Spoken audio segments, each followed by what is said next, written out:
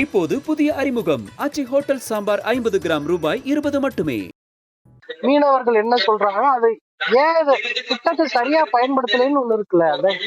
தயவு செய்து கொஞ்சம் ராமேஸ்வரம் ஏடி கிட்ட கொஞ்சம் கேளுங்களேன். ஆமா, என்ன ரீசன் தெரியும். சார் தான் இன்சார்ஜ்னாலதான் நம்ம கேட்டோம். இன்சார்ஜ் நான் ஒரு வாரத்துல என்ன பதில் சொல்ல முடியும்? ஒரு வாரத்துக்கு இருக்க போறேன், நான் வேற ஏரியா ஏடி. மீனவர் பிரச்சனை என்று சொன்னாலே இலங்கை படையால் சுட்டுக்கொலை, புயலால் மீனவர்கள் பாதிப்பு, எல்லை தாண்டி மீன்பிடித்ததாக மீனவர்கள் கைது போன்ற பிரச்சனைகள் மட்டும்தான் நமது கண்களுக்கு தெரிகின்றது. ஆனால் மீன்பிடிப்பதை பிரதான தொழிலாக செய்யும் மீனவர்கள் அன்றாடம் சந்திப்பது நாம் நினைத்து பார்க்க முடியாத அளவிலானவை.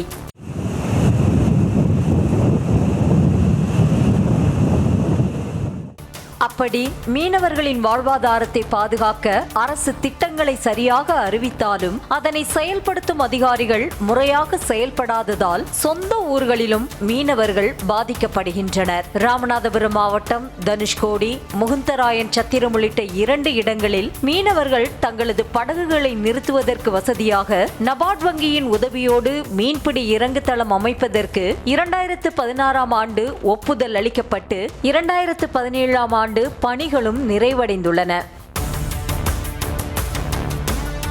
தனுஷ்கோடியில் ரூபாய் 7.21 கோடி மதிப்பிலும், முகுந்தராயன் சத்திரத்தில் ரூபாய் 7 கோடியே 4 லட்சம் மதிப்பிலும் படகு இறங்குதளம் அமைக்கப்பட்டுள்ளது.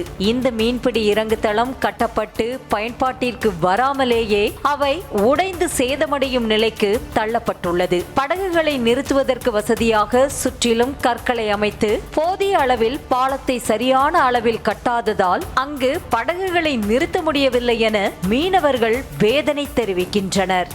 14 கோடி 25 லட்சம் ரூபாய் கட்டி செலவழிக்கப்பட்ட அந்த 2 மீன்பிடி இறங்குதளங்கள்ல ஒரு மீன்பிடி, அதாவது முகுந்தராய சத்திரம் சொல்லக்கூடிய இடத்துல இருக்கிற மீன்பிடி இறங்குதளம் உடஞ்சி கடலுக்கே போயிடுச்சு. என்ன கொடுமைனா, அந்த மீன்பிடி அந்த ஜட்டியில ஒரு படகு கூட இதுவரை கட்டினது கிடையாது. படகுகள் பயன்பாட்டுக்கு கட்டுவதற்கான பயன்பாட்டுக்கு வராமலே அது இடிஞ்சு முடிஞ்சு 7 கோடி குளோஸ். இன்னொரு பக்கத்துல 7 கோடி செலவு தனுஷ்கோடியில கட்டிருக்காங்க. அதுல என்ன நிலைமைனா, பங்குனி மாசம், அதாவது அடுத்த இன்னும் 2 மாசம் இருக்குங்களேன், ஒரு 2 மாசம் கட்டுவாங்க. அதுவும் எப்படின்னா, அங்க உள்ள படகுகள் கட்ட முடியாது. வெளியூர்ல வரக்கூடிய பள்ளங்கள் மட்டும் ஒரு 7-10 படகு கட்டும், அவ்வளவுதான் முடிச்சு, அதோட முடிச்சு. ஆனால் அதுவும் மீனவர்களுக்கு பயன்பாட்டுக்கு இல்லாம போச்சு. இவ்வாறு திட்டம் வகுக்கப்பட்டு செயல்படுத்துவதற்கு முன்பாக அதனை பயன்படுத்தும் மீனவர்களிடம் எந்த ஒரு ஆலோசனையும் கேட்காமல், அவர்களின் தேவைகள் மற்றும் வசதிகளை அறியாமல் அதிகாரிகள் தங்கள் இஷ்டத்திற்கு செயல்படுத்தி இருப்பதாகவும் கூறிய மீனவர், மக்களின் வரிப்பணத்தை இப்படி வீணடித்த துறை அதிகாரிகள் மீது நடவடிக்கை எடுக்க வேண்டும் என்றும் வலியுறுத்தியுள்ளார். எந்த மாதிரி செய்யணும் அப்படின்ற விவரங்களை கேட்காமலே இப்படி கட்டுறதுனால என்னாச்சு பக்கல் பண்ண வேண்டிய நான் கேட்கிறேன். ஒரு மிகப்பெரிய தூண்டில் வலையை போட்டு அங்கங்க பாறை கருங்கலுக்கு குமிச்சு அதுக்கடையில் நடுவில் இது மாதிரி இறங்குது, இந்த மாதிரி படகு நிப்பாட்ட மாதிரி இதை ஜட்டி கமிச்சா அது எவ்வளவு யூஸ்ஃபுல்லா இருக்கு. ஏன் அந்த மாதிரி செய்யல அப்படின்னா என்ன அர்த்தம்னா, இந்த மாதிரி கட்டினா யாரு கணக்கு கட்ட மாட்டாங்க, நம்ம கொள்ளையடிக்கலாம். அப்படி அதான் நிலைமை. ஒட்டுமொத்தமாக மக்களின் வரிப்பணம் 14.25 கோடி ரூபாய் அளவிற்கு வீணடிக்கப்பட்டுள்ளது. இது தொடர்பாக ராமநாதபுரம் மீன்வளத்துறை பொறுப்பு துணை இயக்குனர் கோபிநாத்திடம் கேட்டபோது செய்தியாளரின் கேள்விக்கு அது இது என மலுப்பலாகவே பதிலளித்தார். தனுஷ்கோடி, முகுந்தராயன் சத்திரம் 2 இடத்துலயுமே 2016-17 வாக்குல எஃப்எல்சி கட்டி இருக்கோம்ல, அது 14.25 கோடி ரூபாய் வந்து பயனற்றதா போயிருக்கு. அதனால மீனவர்களுக்கு பயன் இல்லை அப்படின்ற ஒரு குற்றச்சாட்டு இருக்கு. அதோட திட்டம் என்ன சார்? புரியல எனக்கு. அவரு ஏடி கிட்ட பேச வேண்டியதானே. நீங்க ஏடி தான் எல்லா டீட்டெயிலும் வச்சிருப்பாரு, ராமேஸ்வரம் ஏடி.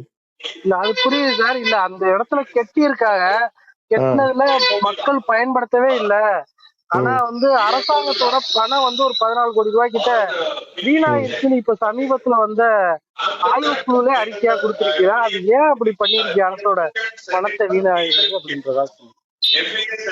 அதுதான், அது கொஞ்சம் நீங்க ஏடி கிட்ட கேளுங்க. கொஞ்சம் ஏடி டீட்டெயில் வச்சிருப்பாரு எல்லாமே. எத்தனை பேர் பயன்படுத்தி இருக்காங்க, என்ன ஏது எல்லாமே வச்சிருப்பாரு. மக்களின் வரிப்பணம் 14 கோடி ரூபாய் இப்படி வீணாவது குறித்து பொறுப்பு அதிகாரியான தங்களிடம்தானே கேட்க முடியும் என செய்தியாளர் கேட்டபோது, நான் என்ன செய்ய, ஒரு வாரத்துக்கு நான் இங்க இருக்க போறேன், அப்புறம் வேற இடத்துக்கு போயிடுவேன் என கேட்ட கேள்விக்கு சம்பந்தமில்லாத பதிலை கூறி அவர் முடித்துக் கொண்டார். மக்களோட கோரிக்கையை தான் இது பண்ணாங்க அப்ப அந்த டயத்துல. மக்களோட கோரிக்கை தான் அதை சரியா ஆமா செயல்படுத்தலைன்ற குற்றச்சாட்டு. அதுல நம்ம கொடுத்த அறிக்கையிலேயே வந்து அது பயன்படற்ற நிதியா வீணா போயிருக்குன்றத சொல்லியிருக்கோம். அப்ப அந்த திட்டம் வகுத்து தவறுன்றதானே இருக்கு. சரி, ஆரம்பத்திலேயே துவக்கத்திலேயே அதை சரியா வகுத்திருக்கணும் தானே. 15 கோடி ரூபாய் பணம் போறோம். முறையா வந்து ஐஐடி உங்ககிட்ட எல்லாம் என்ஜினியரிங் சைட்ல வந்து அதான் சொல்றாங்க, டெக்னிக்கலா தொழில்நுட்ப ரீதியா வந்து அப்ரூவல் வாங்கிட்டு தான் அதை பண்ணிருக்காங்க. ஆமா, அது இன்ஜினியரிங் கேட்கணும். ஆமா, நீங்க சொல்றது சரிதான் சார். அது சரியா பண்றதுக்கு இதுல என்ன வழிமுறை இருக்கு, மீனவர்கள் என்ன சொல்றாங்கன்னா அது ஏன் இது திட்டத்தை சரியா பயன்படுத்தலைன்னு ஒண்ணு இருக்குல்ல. அதான் அது நீங்க தயவு செய்து கொஞ்சம் ராமேஸ்வரம் ஏடி கிட்ட கொஞ்சம் கேளுங்களேன். ஆமா, என்ன ரீசன் தெரியும். சார் தான் இன்சார்ஜ்னாலதான் நம்ம கேட்டோம். இன்சார்ஜ் நான் ஒரு வாரத்துல என்ன பதில் சொல்ல முடியும்? ஒரு வாரத்துக்கு இருக்க போறேன், நான் வேற ஏரியா, நான் ஏடி.